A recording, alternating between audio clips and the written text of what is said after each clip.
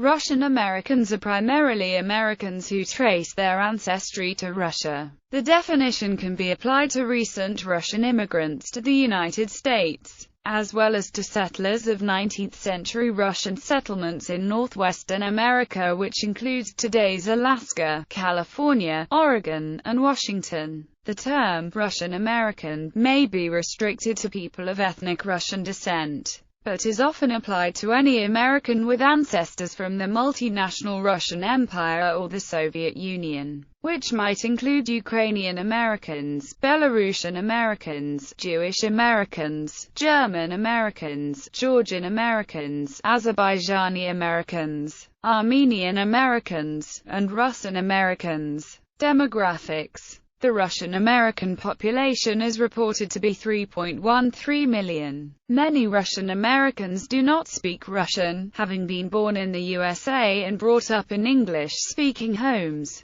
In 2007, however, Russian was the primary spoken language of 851,174 Americans at home, according to the U.S. Census. According to the Davis Center for Russian and Eurasian Studies at Harvard, 750,000 Russian Americans were ethnic Russians in 1990. The New York City metropolitan area continues to be by far the leading metropolitan gateway for Russian immigrants legally admitted into the United States. Sometimes Carpatho-Russians and Ukrainians who emigrated from Carpathy and Ruthenia in the 19th century and the beginning of 20th century identify as Russian Americans. More recent émigrés would often refer to this group as the Starouzhili, which translates to mean old residents. This group became the pillar of the Russian Orthodox Church in America. Today, most of this group has become assimilated into the local society, with ethnic traditions continuing to survive primarily around the church.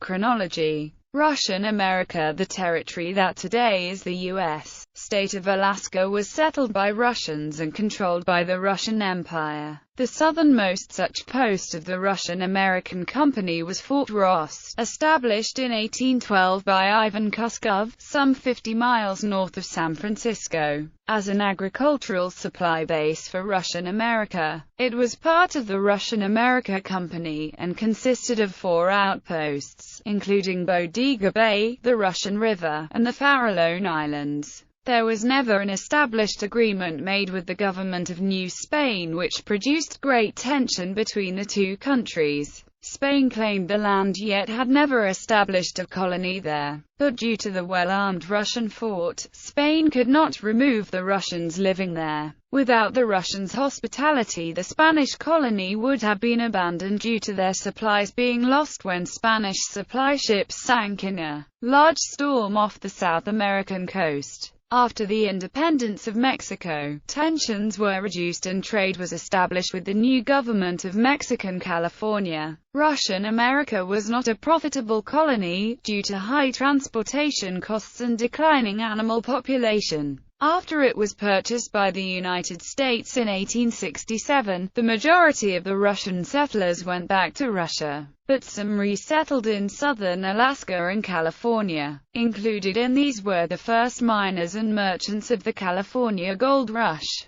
The first massive wave of immigration from all areas of Europe to the United States took place in the late 19th century, following the 1862 enactment of the Homestead Act. Although some immigration took place earlier, the most notable example being Ivan Turchaninov, who immigrated in 1856 and became a Union Army brigadier general. Millions traveled to the New World in the last decade of the 19th century. Some for political reasons, some for economic reasons, and some for a combination of both. Between 1820 and 1870 only 7,550 Russians immigrated to the USA, but starting with 1881, immigration rate exceeded 10,000 a year. 593,700 in 1891 to 1900, 1.6 million in 1901 to 1910, 868,000 in 1911 to 1914, and 43,000 in 1915 to 1917. The most prominent Russian groups that immigrated in this period were the groups seeking freedom from religious persecution. The Russian Jews, escaping the 1881–1882 pogroms by Alexander III, moved to New York and other coastal cities. The Milokans,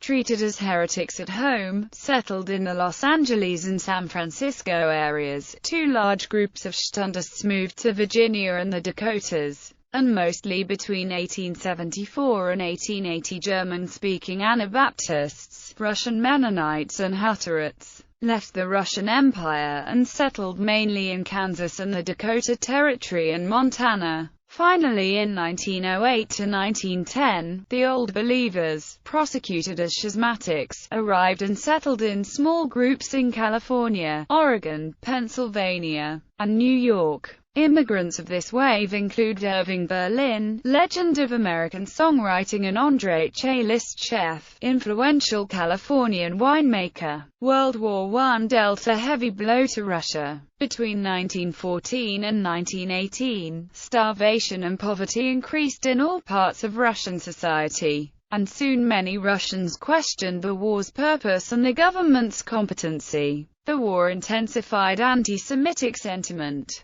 Jews were accused of disloyalty and expelled from areas in and near war zones. Furthermore, much of the fighting between Russia and Austria and Germany took place in Western Russia in the Jewish Pale. World War I uprooted 500,000 Russian Jews. Because of the upheavals of World War I, immigration dwindled between 1914 and 1917. But after the war, hundreds of thousands of Jews began leaving Europe and Russia again for the US, Israel and other countries where they hoped to start a new life. Jewish immigration and antisemitism in the Russian Empire. Antisemitism was not foreign to Russia before 1881. Restrictions to Jewish movement began with Catherine the Great's creation of the Jewish settlement of the Pale in 1791. Russian Jews were required to live in this settlement on the western border of Russia. The Pale was created to rid Moscow of Jewish influence.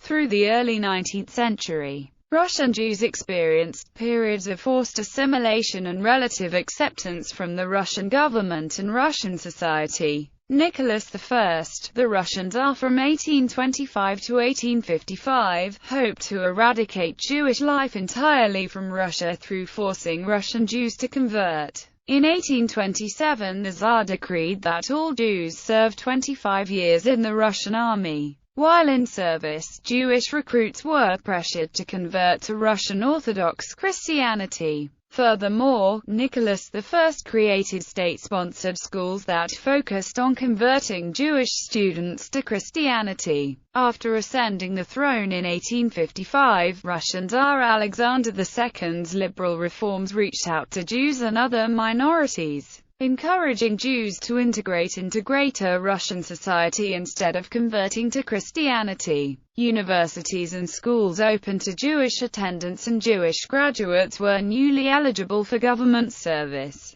Russian Jews hoped Alexander II's regime would be a permanent turning point in the national attitude towards Judaism. Jewish enrollment in university drastically increased. In 1853, only 1.25% of the student body in Russia was Jewish, while by 1873 this figure had jumped to 13.2%. These hopes were not fulfilled. A bomb thrown at his carriage assassinated Alexander II on March 1, 1881. A revolutionary terrorist organization called the People's Will carried out the attack, but rumors spread that a Jewish conspiracy was responsible. The national attitude towards Jews rapidly changed. The Russian press implied a large share of Jewish responsibility for the assassination of Alexander II. Anti-Semitic riots broke out throughout Russia. Jews were attacked and their property destroyed as police watched indifferently. In May 1882, Alexander II's heir, Alexander III, while the boundaries of the Pale were never absolute, the May Day laws strictly enforced these boundaries in order to cleanse the Russian countryside. Jewish families were forced into the Pale's already overcrowded cities and ghettos. Alexander III reversed the opening of school and universities, and implemented a quota system. The system reduced Jewish attendance to 10% in the Pale, 5% outside of the Pale and 3% in St. Petersburg and Moscow schools. Jews were forbade from working on Sundays and other Christian holidays, putting them at a disadvantage to Christian competitors who could work on Saturdays, the day of the Jewish Sabbath. On the first day of Passover in 1891, the government expelled all Jews from Moscow, excluding a small number of aristocrats. The government's given reason for these laws were easing the conflict between Jews and the native population.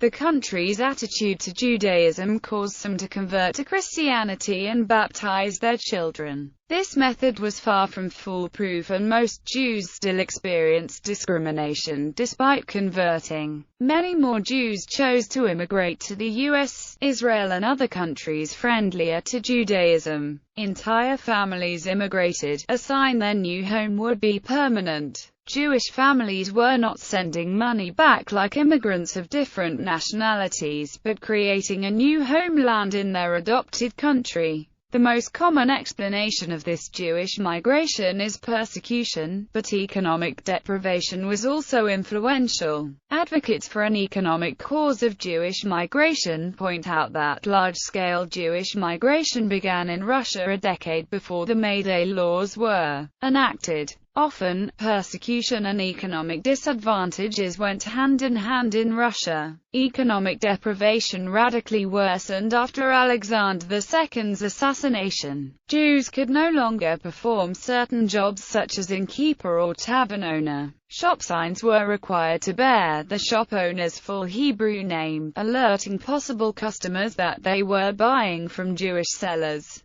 The overcrowded Pale could not support enough business to provide for the entire Jewish community and, along with fighting intense competition, access to capital, equipment and credit was limited in the Pale. To add to the problem, the Jewish population in Russia almost quadrupled between 1860 and 1910. Quality of life in the Pale quickly deteriorated. At the turn of the century, it is estimated 30 to 35% of the Jewish population depended on relief provided by Jewish welfare institutions. Mortality rates in the Jewish community were twice as high as those in non-Jewish Russian communities. The migration was also likely a reinforcing cycle. Extended families followed each other overseas to keep families intact. Second wave. A large wave of Russians immigrated in the short time period of 1917 to 1922, in the wake of October Revolution and Russian Civil War. This group is known collectively as the White Émigrés. United States of America was the second largest destination for those immigrants, after France. This wave is often referred to as the first wave when discussing Soviet-era immigration. The head of the Russian Provisional Government, Alexander Kerensky, was one of those immigrants.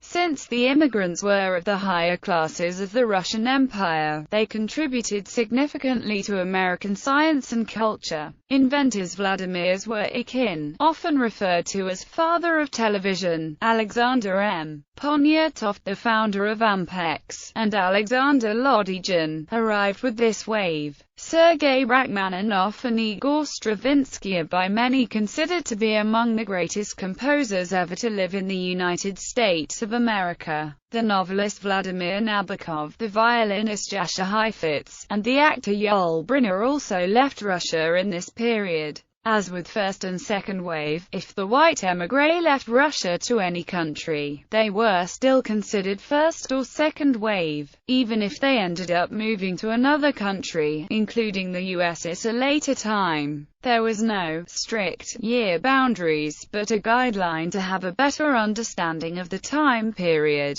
Thus 1917 to 1922 is a guideline. There are Russians who are considered second wave even if they arrived after 1922 up to 1948. Soviet era. During the Soviet era, emigration was prohibited, and limited to very few defectors and dissidents who immigrated to the United States of America and other Western Bloc countries for political reasons. Some fled the communist regime, such as Vladimir Horowitz in 1925 or Ayn Rand in 1926, or were deported by it, such as Joseph Brodsky in 1972, or Alexander Solzhenitsyn in 1974. Some were communists themselves, and left in fear of prosecution, such as KGB operative Alexander Orlov, who escaped the purge in 1938, or Svetlana Alliluyeva, daughter of Joseph Stalin, who left in 1967. Some were diplomats and military personnel who defected to sell their knowledge, such as the pilots Viktor Belenko in 1976 and Alexander Zuyev in 1989. Following the international condemnation of the Soviet reaction to Dmitry Kuznetsov hijacking affair in 1970,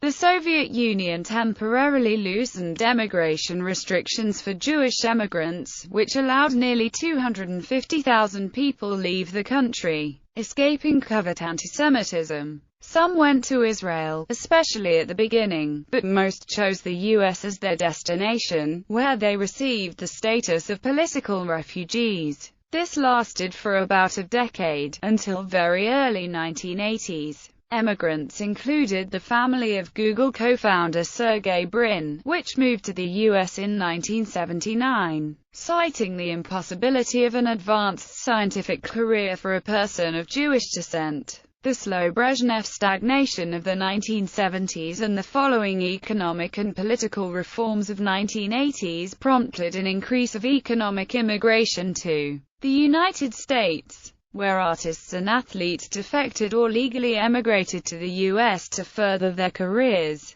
Ballet stars Mikhail Baryshnikov in 1974 and Alexander Godunov in 1979, composer Maxim Shostakovich in 1981, hockey star Alexander Mogilny in 1989 and the entire Russian Five later, gymnast Vladimir Artemov in 1990, glam metal band Gorky Park in 1987, and many others. Post-Soviet era with perestroika, a mass Jewish emigration restarted in 1987. The numbers grew very sharply, leading to the U.S. forbidding entry to those emigrating from the USSR on Israeli visa, starting October 1, 1989. Israel withheld sending visa invitations from the beginning of 1989, claiming technical difficulties. After that, the bulk of Jewish emigration went to Israel, nearing 1 million people in the following decade. Those who could claim family reunion could apply for the direct U.S. visa, and were still receiving the political refugee status in the early 1990s.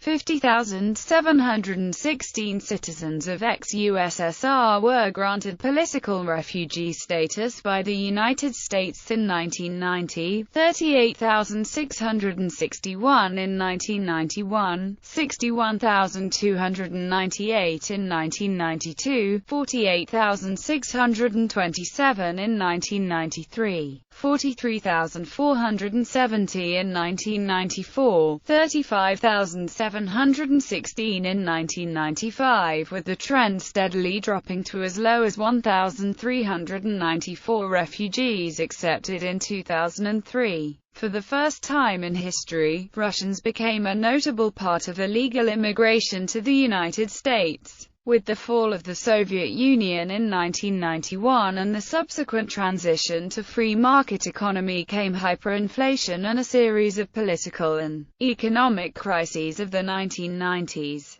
culminating in the financial crash of 1998. By mid-1993, between 39% and 49% of Russians were living in poverty, a sharp increase compared to 1.5% of the late Soviet era. This instability and bleak outcome prompted a large new wave of both political and economic emigration from Russia, and one of the major targets became the United States, which was experiencing an unprecedented stock market boom in 1995 to 2001. A notable part of the 1991 to 2001 immigration wave consisted of scientists and engineers who, faced with extremely poor job market at home coupled with the government unwilling to index fixed salaries according to inflation or even to make salary payments on time, left to pursue their careers abroad. This coincided with the surge of high-tech industry in the United States, creating a strong brain drain effect. According to the National Science Foundation, there were 20,000 Russian scientists working in the United States in 2003, and the Russian software engineers were responsible for 30% of Microsoft products in 2002. The Soviet Union was a sports empire, and many prominent Russian sportspeople found great acclaim and rewards for their skills in the United States. Examples are Alexander Ovechkin, Alexander Volchkov, and Andrei Kirilenko. Nastya Liuka was born in Moscow, but came to America with her parents as a young child, and developed as a champion gymnast in the U.S. Maria Sharapova moved to the United States at the age of 7. Russian American communities.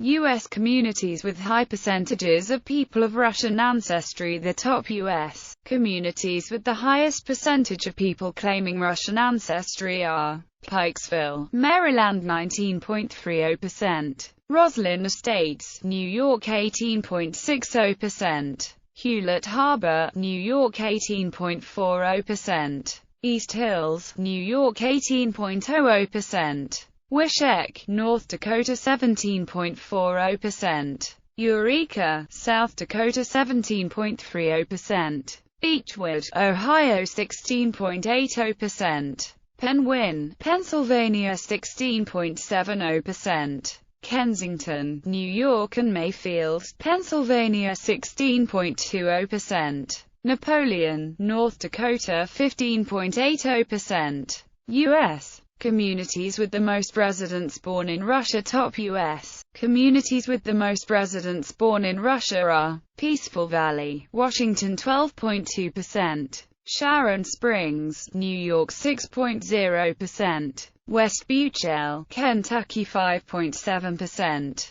Big Delta, Alaska 5.6%, West Hollywood, California 5.3%, Schaefferstown, Pennsylvania 5.2%, Deltona, Alaska 5.1%, East Waukegan, WA 4.9%, Fair Lawn, New Jersey 4.7%, Belleville, Pennsylvania 4.5%. Apart from such settlements as Brighton Beach, Brooklyn, concentrations of Russian Americans occur in Staten Island, Anchorage, Alaska, Atlanta, Baltimore, Boston, the Bronx, other parts of Brooklyn, Chicago, Cleveland, Detroit, Los Angeles, Miami, Nashville, Houston, Dallas, Northern New Jersey, Orlando, Philadelphia, Pittsburgh, Portland, Oregon, Queens, Sacramento, San Francisco, and Seattle. In 2002, the AMBAR was founded to help the Russophone community of Palo Alto, California. Russian press in the United States. Slavic Voice of America Media Group serves Russian-speaking Americans out of Dallas, Texas.